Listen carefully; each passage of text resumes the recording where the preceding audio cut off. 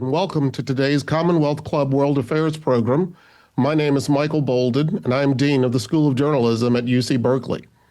It's my pleasure to introduce Jonathan Karl, Chief Washington Correspondent for ABC News, co-anchor of This Week with George Stephanopoulos, and author of the new book, Retribution: Donald Trump and the Campaign That Changed America. Jonathan has known and covered Donald Trump longer than any other White House correspondent. In his latest book, he details President Trump's improbable return to power and why this second term is more radical and consequential than the first. Welcome back to the Commonwealth Club. Let's get started. All right. Walk us through what it's like to cover President Donald Trump so closely for many years, to the point that he picks up calls from you on his cell phone, even on election night, as you recount in the book. We've seen how he berates journalists in general, and how he's done so to you in particular. How do you maintain such a relationship and handle that personally?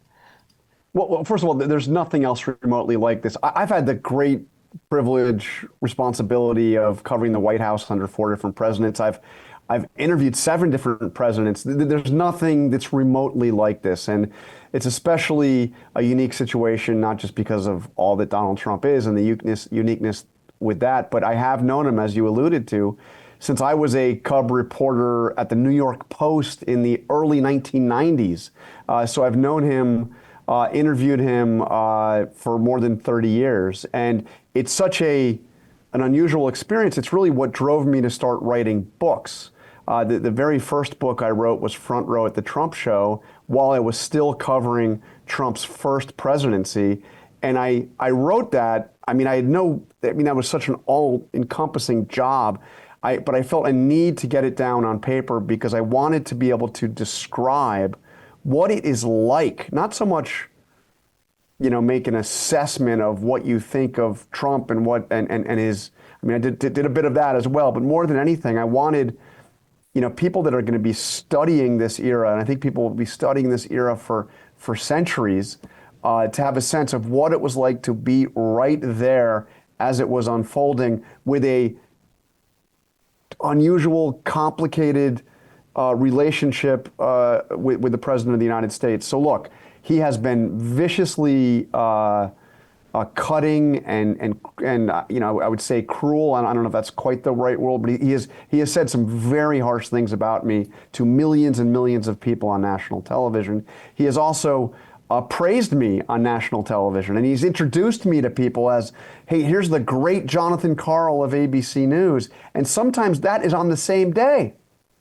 So what I think an advantage that I had from the start of this is because I had spent so much time around him before he was ever considered anything remotely involved in politics.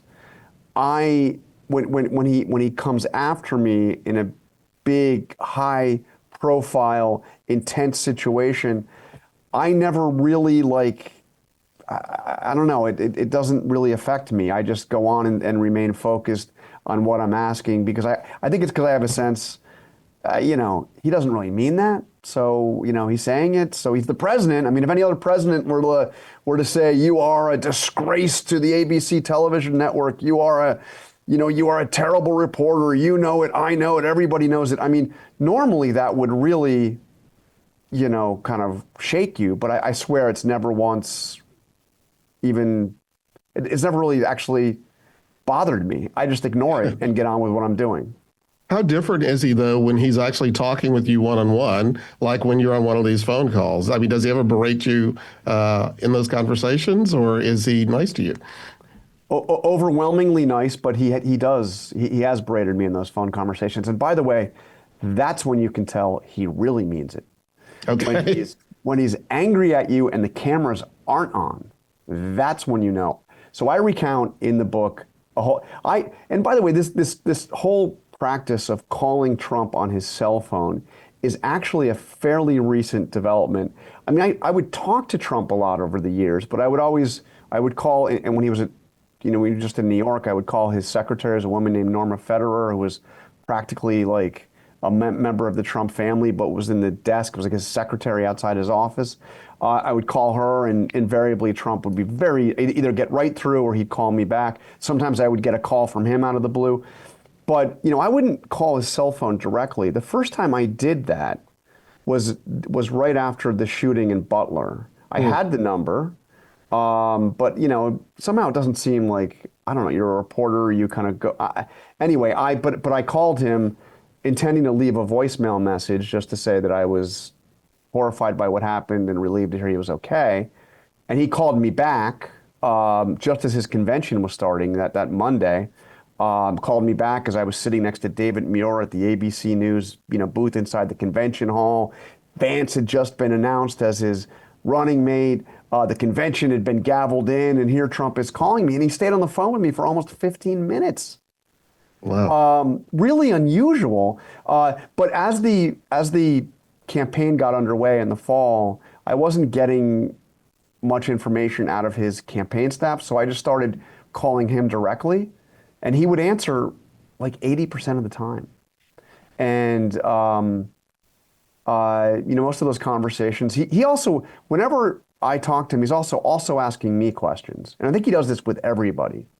It's like he's trying to get inputs. What do you hear? What's going on? What's it looking like? But I'm sorry to give you a long answer to this, but let me tell you about a call on the Sunday before the election.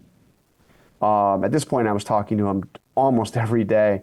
It was early in the morning, and I had just been on Good Morning America weekend, and I had said something about how he's not very focused. His own advisors are frustrated that he's all over the map and he's not, focused on what they think has the winning message, saying that his record, the country was better under him than it was under Joe Biden.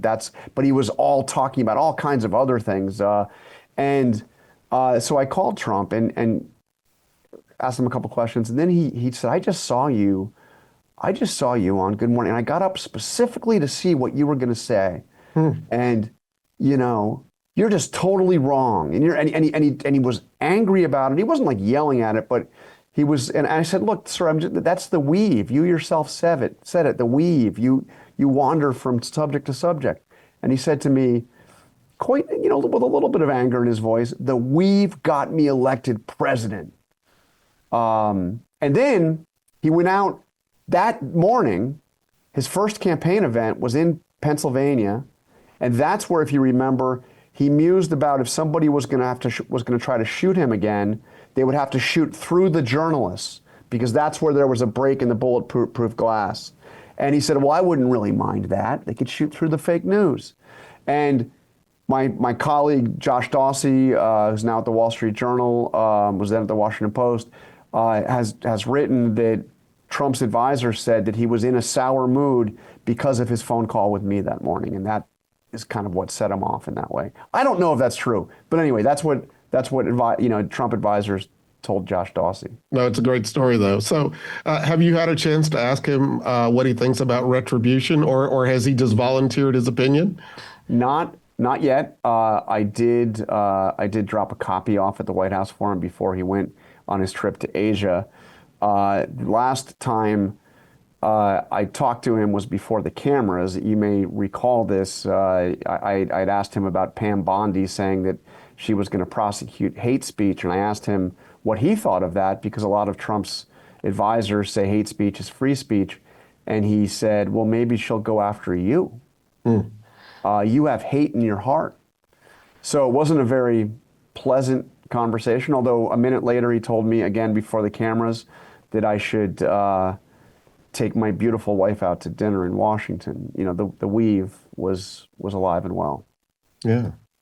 So it's hard to believe that we're still in the first year of the second Trump presidency. I mean, we've had so much change, so many challenges happening. Our democratic institutions, there are changes unfolding at lightning speed. And you've been a politics reporter for a very long time. The pace of the coverage is probably in your bones by now, or is it? I mean, is it difficult to keep up with this pace, or is it just part of the institution and you adapt and move on? How do you manage that? Because I know the people who are watching us are probably thinking, as members of the public, they can't keep up. No, and frankly, the reporters can't keep up either. I mean, I'll just honestly, it's the crushing tonnage. It's not like drinking from a fire hose. It's like having 12 fire hoses aimed at you. Things happen. He does things. He says things. His administration does things that would dominate in a traditional, before the Trump era, would dominate news cycles, for days, for weeks, and they're gone, within an hour. I mean, take for example, let's just take right now. He was, flying. He was in South Korea, and he mused about the need to start nuclear testing again. Which is like, I mean, whoa. I mean, right. We've had a test ban treaty with the Russians. We haven't tested in more than 30 years. They haven't tested. The only real nuclear test we've seen in decades was by North Korea, which was completely condemned by the world. And this is like a kind of a mind-blowing story. Why is he saying this? What's this about? He says it's because others are starting to test again. I mean, there's no indication that's true. There has been some reporting that there have been possibly some secret tests that the Chinese have undertaken. So maybe he got a briefing. Maybe he got an intelligence briefing. He's privy to things that we don't know. That's certainly possible.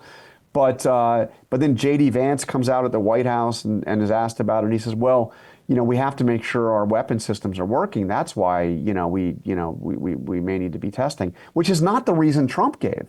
Right.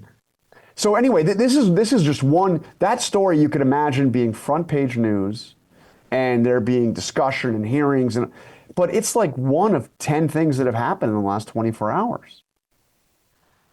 So is there anything that's happened? There's so much happening. I mean, is there anything that's happened in the past few months that you wish you could have covered that you haven't been able to cover, that in retrospect, as you look back? Yeah, I mean, I think there's a lot. The answer is yes. There's quite a bit. I mean, I think that the deportations, his so-called mass deportations, what's happening with ICE, who ICE is hiring. It's obviously a story that is getting covered. I'm not suggesting it's not, but you could have, armies of investigative reporters just on that story. And I personally wish that I had more time to be out there and have first-person account and see, it's obviously something that I'm tracking, but that's such a huge story. The changes that have happened at the Department of Justice have also gotten a lot of attention, but I think there's so much more there. When he came into office, obviously you had the pardons of all the January 6th rioters, but you also had the firings on day one, right, of basically almost the entire top ranks. These are career, not partisan, top ranks of the FBI, career prosecutors at the Justice Department that are working on national security, counter-espionage. What are the costs to that in terms of protecting against the threat of terrorism, protecting the homeland? It's a story I address in the book, but I mean, there's so much more there. I think you could burrow just into that, again, with that same army of investigative reporters. Yeah. So your book is retribution, but another theme is loyalty, right? I mean, it's clear how much loyalty has played a role in the president's cabinet picks, like Kristi Noem, who heads Homeland Security, which you detail in the book that was done as a favor to Corey Lewandowski, which is kind of an amazing story to recount. Yeah, it is because they first of all, one extraordinary thing about the Trump transition is because Trump hadn't signed up with the government with the GSA, he didn't have access to FBI background checks, which we have a whole transition operation that's been underway for a long time to ensure smooth transition from one presidency to the next. And they weren't playing along with that. They didn't sign that until into December. So, but he did have a process. I mean, the transition team did hire a team of outside lawyers, serious lawyers, to do background checks and to assemble lists of candidates for Trump to consider for all the top jobs. They had several possible candidates for Homeland Security. Kristi Noem wasn't one of them. I know this. I've seen the list. I talked to people that were involved. And when he announced it there wasn't much discussion at all. Somebody who I spoke to asked the president, "Wow, Kristi Noem, where did that come from?" I mean, not it wasn't confronting him on it, just genuinely wow, what was that all about? And he said, Corey asked me, and it's the only thing he asked me for. So he just wanted one thing, the person in charge of defending the homeland. Yeah. I recount in the book a lot of on-the-record interviews in this book, which is also something unusual here. I mean, I got some very key players to not just tell me what happened, but to talk to me on the record. One of them was Steve Bannon, and I was sitting down with Steve Bannon for an extensive interview about his time in prison, actually. And it was 2 days after Kristi Noem had been picked.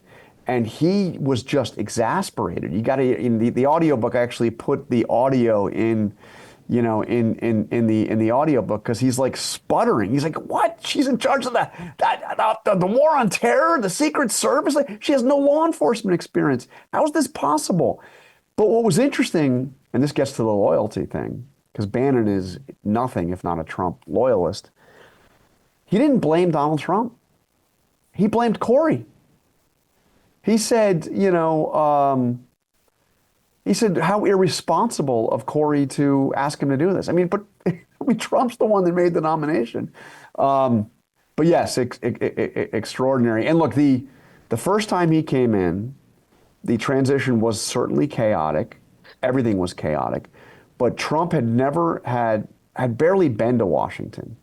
I interviewed him in 2013 in Washington, 2014, or early 2014, at what would become the Trump International Hotel. It was now a construction site. It's the old post office building. He was fixing it up. It wouldn't open for another 2 years. We were basically hard hats, and we were checking it out. And it was one of the few times he had ever been to Washington. He'd barely spent any time in the city, let alone have, experience with who the key players are. So he felt a need to bring in people who had credentials, so he could say he's got these people with all these, so you had the big generals. John Kelly is Homeland Security. Mattis is defense. You had Rex Tillerson, who wasn't a Washington guy, but he was the CEO of ExxonMobil. He's made the Secretary of State. People with real, Jeff Sessions, former judge, Republican senators, made the Attorney General. And all of the people I just mentioned to you are people who Donald Trump believes went on in some way to betray him or not serve him in the way he wanted to be served. All had credentials, had reputations on their own, and as a result, wouldn't simply bow down and do whatever he asked. So are credentials disqualifying? Well, the credentials are just a possible factor now. I mean, they're not disqualifying. If you're completely and totally loyal, hey, that's great. Scott Bessent is a guy who's got a lot of experience in the world of finance. He's the Treasury Secretary. He's a man who has real credentials, but he's also somebody who was praising Trump when nobody else in the world was. He became a regular on Steve Bannon's podcast, The War Room, when at a time when Trump was considered kind of a pariah even within the Republican Party. So he's proved his loyalty. So yes, you can have credentials, but that's not sufficient. It might not even be necessary. Um, the thing that is absolutely essential is demonstrated loyalty to Donald Trump. You mentioned earlier how you've sat down with Steve Bannon, and one of the stories you recount in your book is, I guess Bannon was in the middle of a podcast and he joined a call with the president and his national security team to talk about Ukraine. And then later, the president and J.D. Vance, they met with Zelensky in the Oval Office and famously berated him in that meeting. And actually, you close the book by saying that, quoting Trump, saying, "This is going to be great television. I will say that." Yeah. And so it raises the question, how much of what we see is theater and how much is reality, right? Because to some degree, a lot of this is just showmanship. Yeah, so the first book I wrote, as I mentioned, was Front Row at the Trump Show, and I described Trump as seeing the presidency as the world's greatest reality television show. And I described him as the star of the Trump Show, the executive producer of the Trump Show, the publicist and spokesperson for the Trump Show. And that seemed to be his greatest goal. I mean, he left office after 4 years. He had become the most famous person on the planet. He had done some spectacular programming, if you will. I mean, the meetings with Kim Jong-un in person in Singapore, in Vietnam, the second meeting. He had dominated the world's attention, and then he left, and it was like over. There was very little lasting from the first Trump administration. There was very little legacy, if you will. He left. Biden came in, undid a lot of what he did. There were things. There were his accomplishments. There were, the Abraham Accords. Maybe he'd put the First Step Act in there, but it was ephemeral.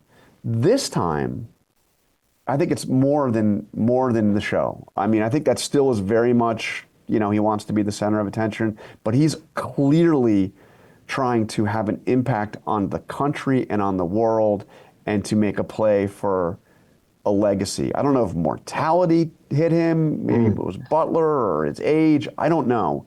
But it's the obsession with the Nobel Peace Prize. It's the changes that he's making at the White House. I mean, literally, the White House will not be the same when he leaves. The next president will go into a White House that is quite a bit different.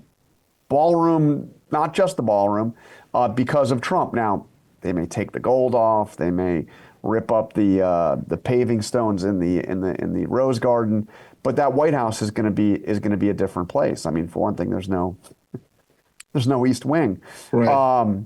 So I think there's more to it. It's not all just performance. A lot of it is performance, but there is something more, and he is going to have an impact that is not going to be ephemeral as his first term, much of it was. So, but your book gives us an intimate view into how we got here as a nation. Yeah. You and I are both journalists. How do we reconcile the fact that people who have access to what you report and your colleagues report about Trump's motivations and how he's dismantled some of our institutions and also the White House, but people don't seem to care or they're overwhelmed by it? How do we reconcile that with the work that people like you are trying to do every day? Let me again harken back to the first term when you got a sense that the attention of the country and the world was on almost everything that was going on in and out of the White House. I don't get that sense anymore. Do you? I mean, people, I don't think that they're in anywhere, they're kind of exhausted from it all. Yeah. And it's such a great question that you ask. You have these major fundamental changes that are going to last, and potentially, affect our very system of government and how we operate.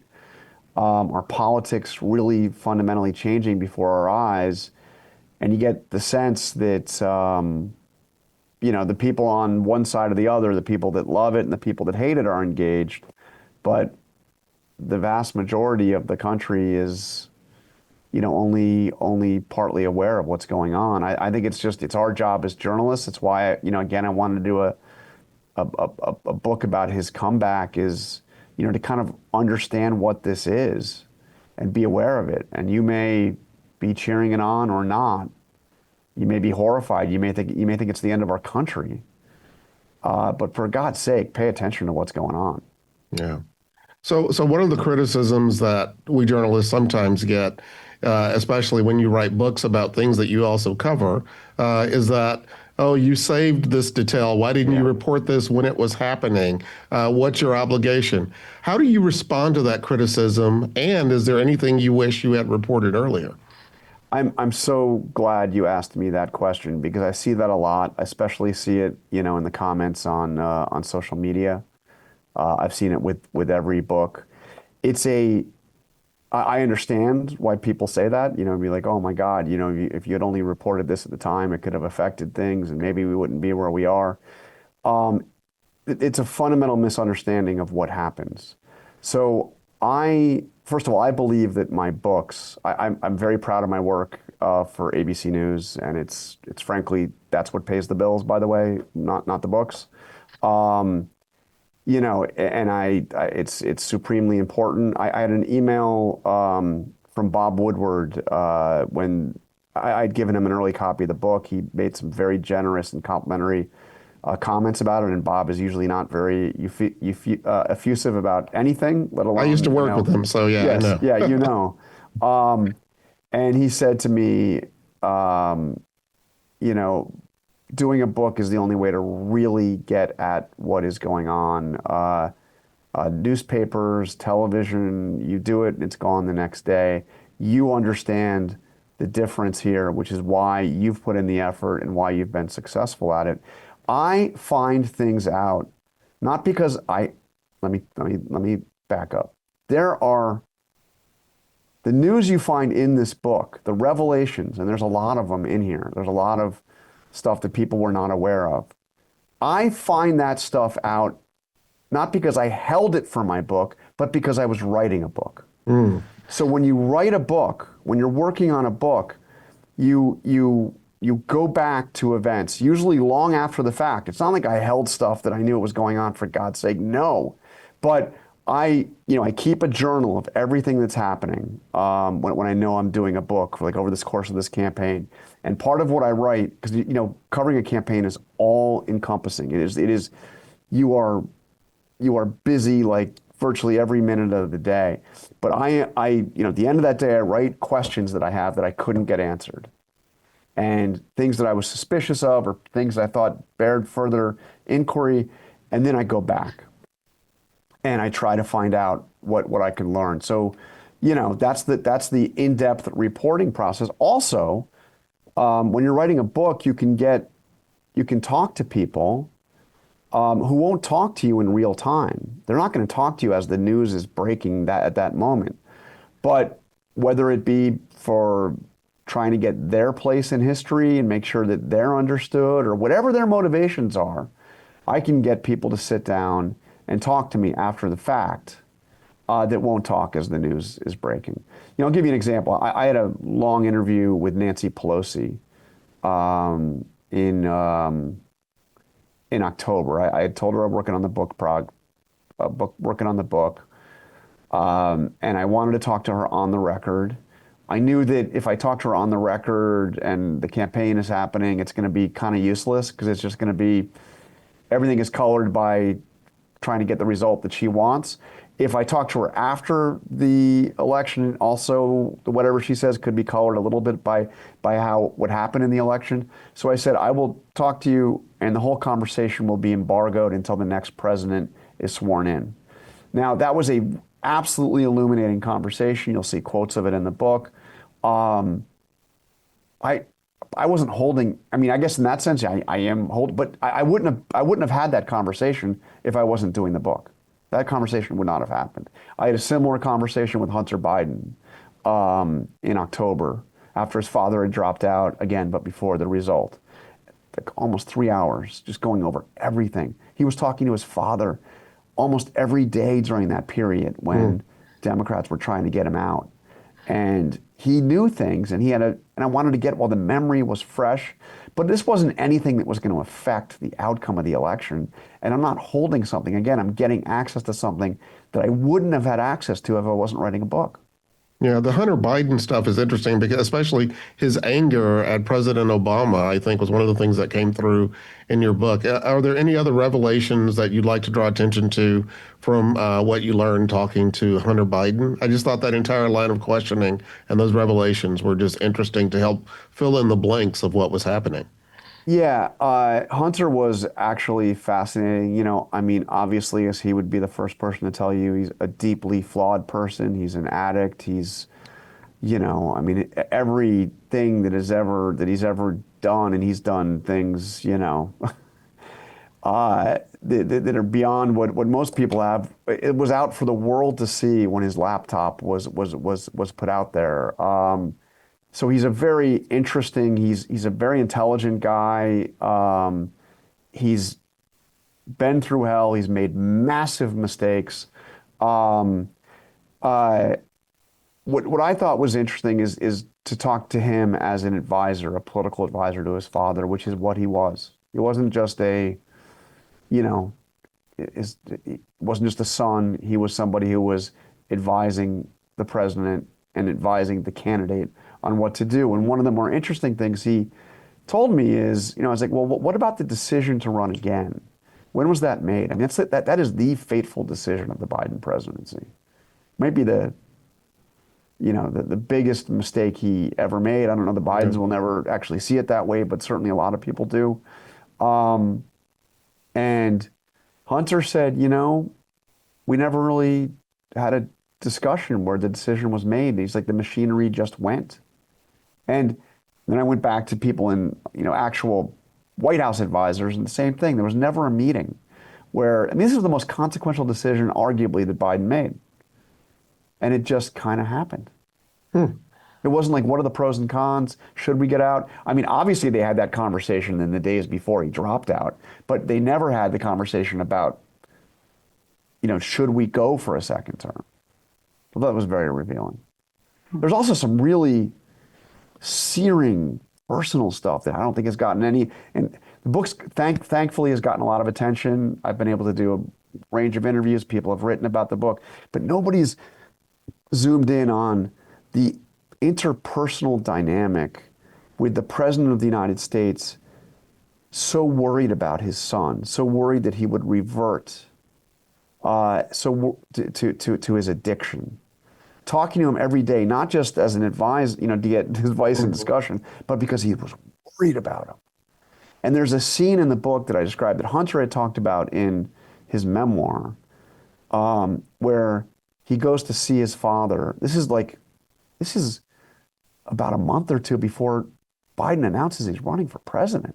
And he goes to Wilmington, or Rehoboth. He goes to Delaware. I forget which of their houses he went to. And to have dinner, and he gets there, and it's going to be an intervention. Two counselors who had treated Hunter for his addiction earlier were there. Hunter's daughters were there, had come down to be there, and they were going to have and he gets in the driveway, and he sees the counselors, and he's like, no, that's it. You lied to me. I'm not here for that. And they have this, father and son have this really emotional, like all out. And even the daughter is like begging, Dad, please stay. What are you doing? Please stay. And Hunter promises them that he'll go, and he's not going to do the intervention here, but he'll go to this treatment place. And he goes. He doesn't really go. He ends up going back to California, and he's on crack again. And Hunter Biden is on crack after, as his father's announcing his run for president. And he remains he doesn't come clean for months into his father's campaign. Just a fascinating little, side drama to all this, but in terms of the personal drama, about as intense as anything that happened in this extraordinary election. No, that's absolutely just stunning to hear. But let's talk a little bit about J.D. Vance, because you detail in the book some of the conversations you had and some text exchanges with him. Yeah. Do you have the same relationship with him that you have with the president? No, but I've known him for a while. It's kind of interesting. JD Vance. I was on election night in 2016. ABC, of course, we have our big election night headquarters in New York. Big set is built. We have, I'm there doing the numbers. George Stephanopoulos is there. We've got, Diane Sawyer's out. It's a whole big, thing when we have various analysts from the left and the right, and then Trump wins, and nobody, frankly, honestly, expected it at all.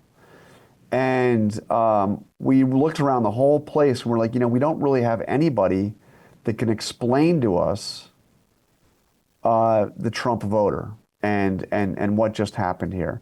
So one of the ABC bookers had an idea and said, well, it's 2 o'clock in the morning or 1 o'clock. It was really late.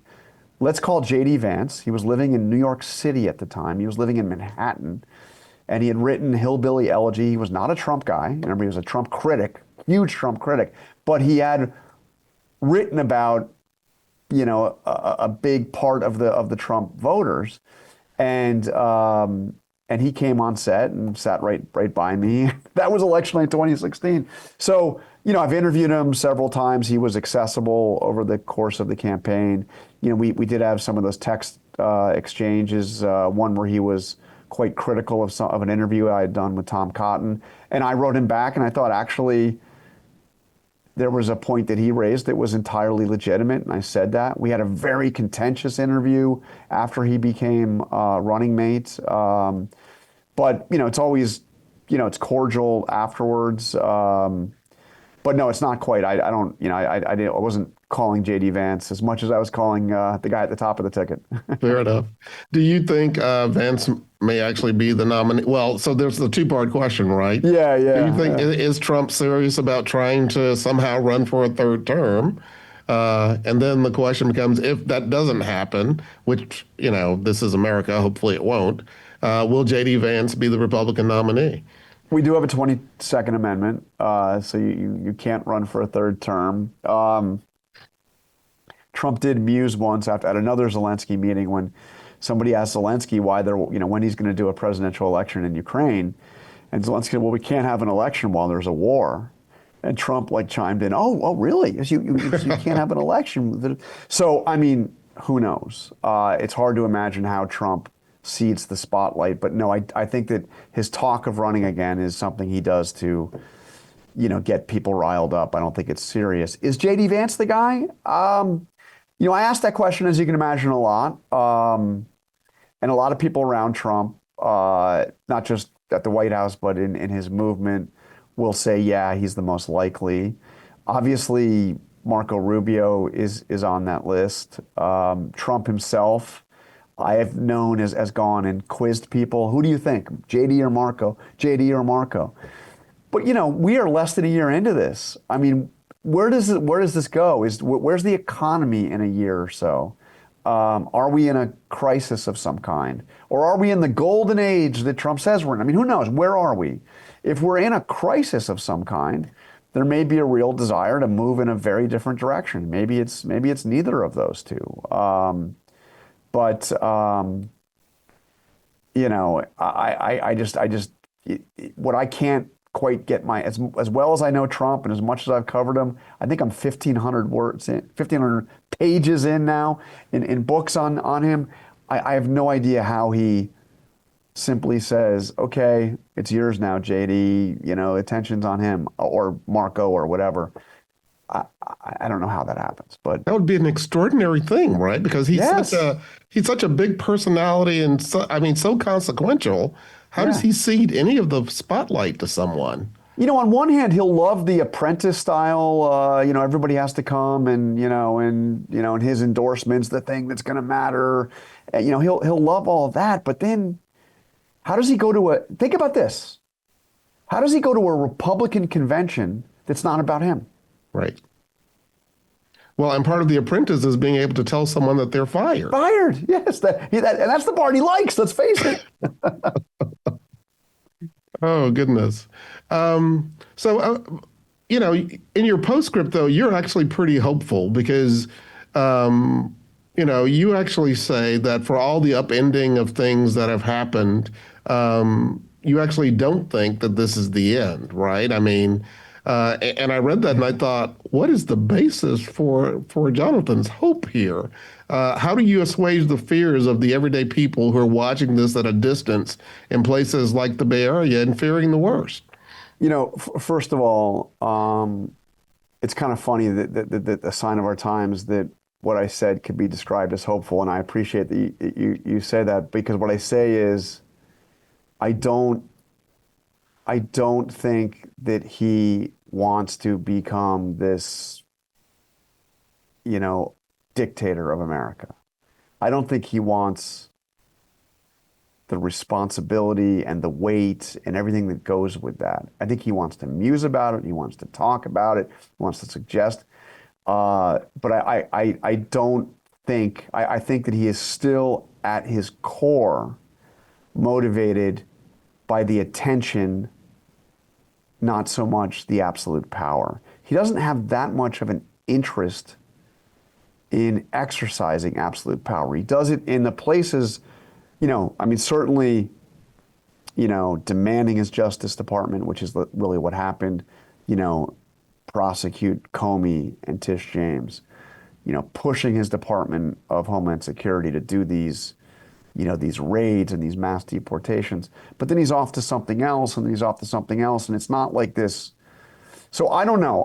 What I say is that I hope, it's more like, not that I can say for sure, I hope that is not what he wants to do or will do.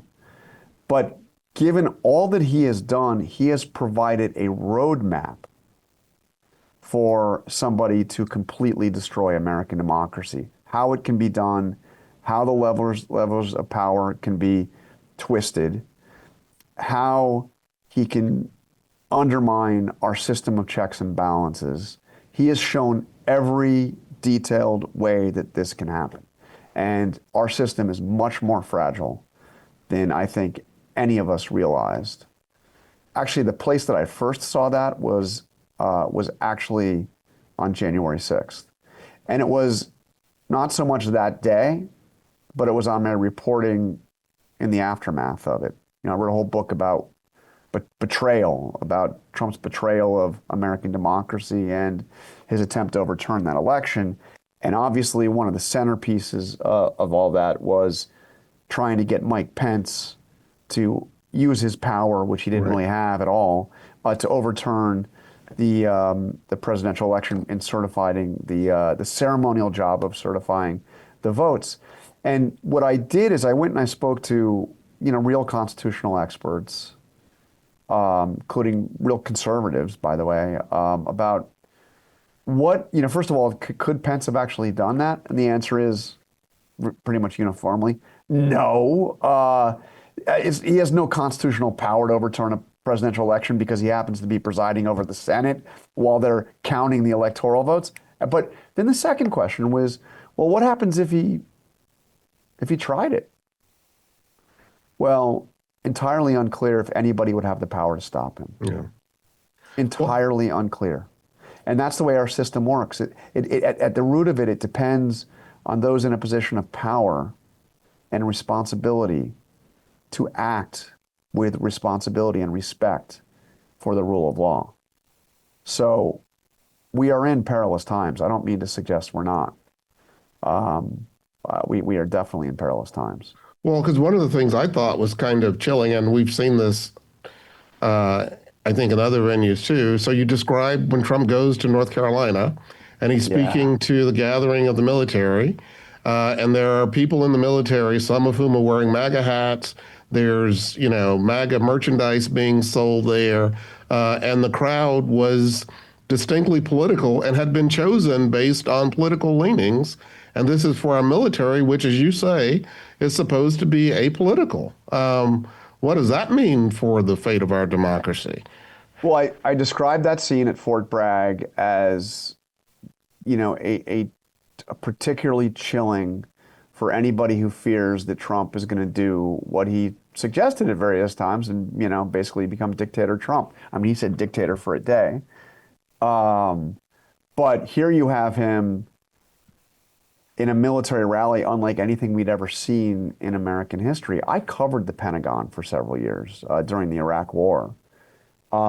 Really got to know the men and women who serve our country in uniform, from the top generals to the, to the newly enlisted. And, there is a credo that we, the people of the, of the U.S. military, are not partisan. We serve the commander-in-chief regardless of what party the commander-in-chief is, but we are not a political operation. So I've seen presidents, we all have, speak before military audiences, but not attacking the governor of California, the mayor of Los Angeles, not getting applause from those in uniform when he attacks the Democratic leaders in Congress, which is what we saw happen at Fort Bragg. They brought in merchandise, little booths to sell Make America Great Again hats and Trump signs and Trump. Where did those vendors even come from, Jonathan? It is what we know is they're the same vendors who are at the Trump events. And the military said it was a mistake, and that they're supposed to, we're going to investigate. But I haven't figured out exactly how those vendors got in there, but it was completely and totally inappropriate.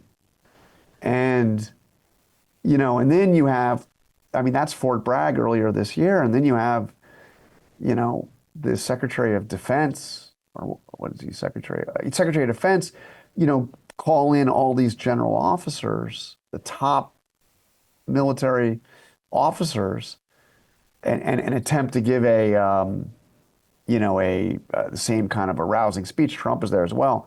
But what was very interesting about that speech is those officers they stayed solemnly serious and didn't engage in when the political attacks were made. They didn't applaud. They looked pretty grim when you saw the photos coming out of that briefing. So, and trust me, that's a message that they're sending to the rank and file. Everybody, and it's in part because, again, I covered that beat. I really got to know some of the most impressive people I've ever met or covered, serving in the U.S. military. And I talked to a lot of people after that Fort Bragg event, and they were genuinely horrified. Okay. So I think we'll turn now to some of the questions that we're getting in from the audience, and let's see what's on people's minds. You mentioned now Secretary Rubio. He seems to have been diminished some since assuming his cabinet position.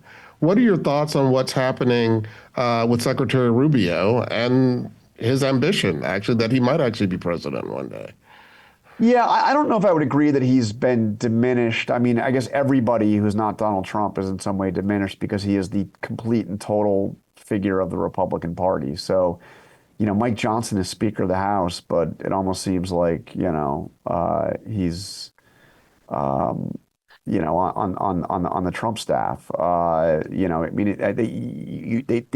congressional leaders have to go along with Trump's directions. They have to follow Trump's directions. You see it time and time and time again. So all the big figures of the past, it's Trump. It's Trump's party. It's the Trump party.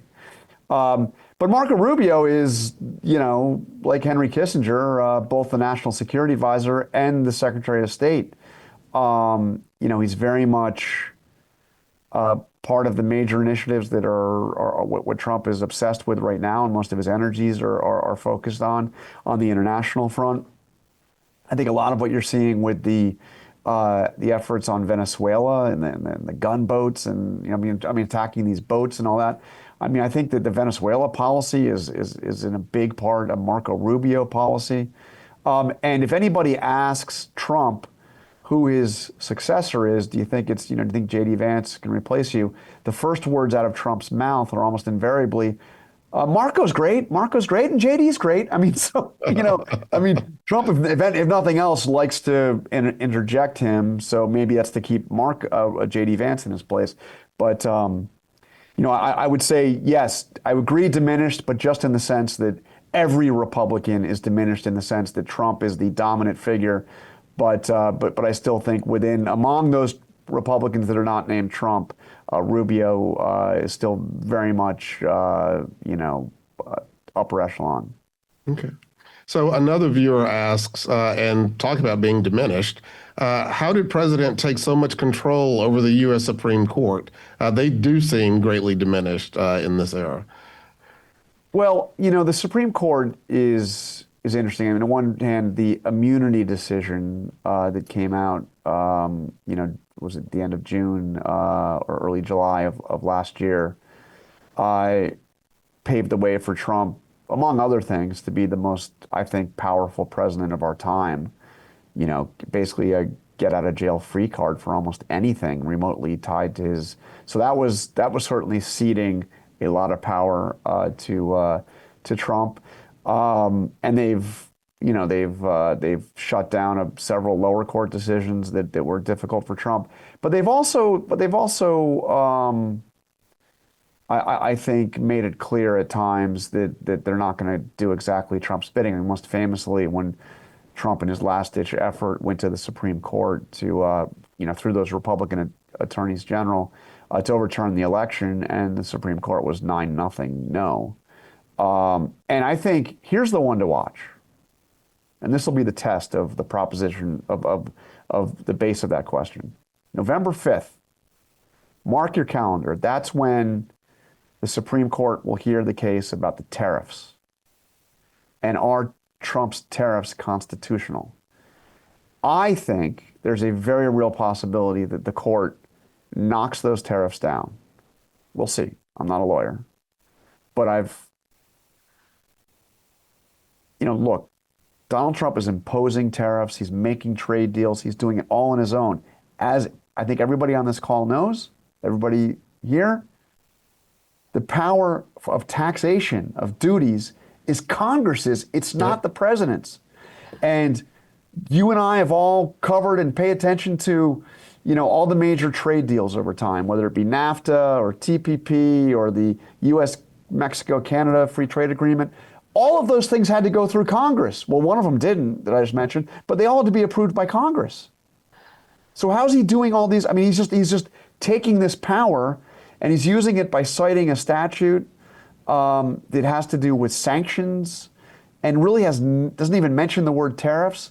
So a lot of conservative scholars, Federalist Society people, the people, who love this Supreme Court, say this is not something that the president has the power to do. So what does the court do on that? That will be very telling. So a related question that someone asks, looking ahead, what are the biggest challenges facing both the Republican Party and the Democratic Party when we're in this situation? Well, let's take the Democrats for a second. Look, the Democrats are going to probably, if the polling is within, which is quite a caveat, I guess. But if the polling is anywhere near accurate, the Democrats will probably win the New York mayor's race, the New Jersey governorship, and the governorship in Virginia, and maybe the Supreme Court case in the race in Pennsylvania, and that'll look like a lot of momentum for Democrats. Trump's popularity is low. That goes into the midterms. Even with all the redistricting shenanigans, it's quite possible the Republicans suffer serious losses in the midterms. Again, who knows? It's early. But all that, Democrats can look forward to. But the Republicans suffered losses in 2022 and Trump won in 2024. And I don't think the Democrats have figured out in any way what the national message is, how they're going to take on Trump. They won't have to literally take on Trump because of the 22nd Amendment. We think, we believe, we know. But they'll have to take on, Trumpism. And do they have a unified national message? I interviewed Gavin Newsom the other day. You know, he's taking one approach, which is, and it seems to be breaking through. But there's not much that the Democrats have really managed to break through yet. So they've got huge problems of their own that they have to resolve, and a fundamental question about which direction the party goes. Republicans have to figure out what the hell happens after Trump. Yeah. So you talked a little bit about this earlier, but another viewer wants to ask. You talked about Trump laying out a roadmap for the person who might come next, who might be a bad actor. Yeah. So someone asks, should there be better defined consequences established by Congress for what actions the president can and cannot take? Is there a roadmap actually for what we need to pass to ensure that this doesn't happen again? Yes. Whether that's enough and sufficient is another question. I mean, Congress did address one aspect of this, which is erasing the ambiguity about the vice president's role.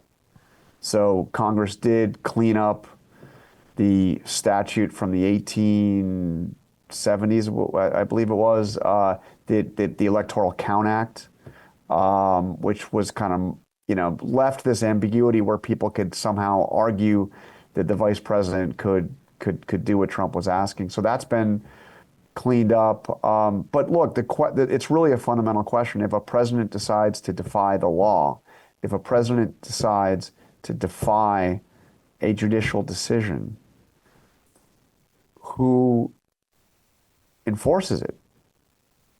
Who stops him? Yeah. How is it stopped? I mean, ultimately, there is no perfect system, and it's the quote that J.D. Vance mentioned actually, before he was Trump's running mate. Quoting, it's probably not a real quote, but he gets to the point. Quoting Andrew Jackson saying, Justice Marshall has made his ruling. Now let him send his army to enforce it. What do you do if you have a lawless president? Trump has stepped up to that line, but Trump has, to this point, he has respected and abided by judicial rulings. There have been people around him who have suggested he doesn't need to. But he hasn't taken that step. This is a guy that spent a lot of time in court over the years. And he has not stepped across that line. I mean, there are people around him, trust me, who would love him to do that and to test the proposition, but he hasn't done it. And what Congress can do to prevent that, Remains to be seen. Yeah. So, can you address the challenges that you face, that my students here face, that our colleagues face, who want to, report the truth, but, there's a barrage of personal threats, lawsuits, attacks. What other avenues does the media need to use to keep the public informed, but also to make them aware of the attacks on press freedom and how that itself undermines democracy? Look, there are different kinds of journalists. There are really awesome opinion journalists, frankly, on the left and the right.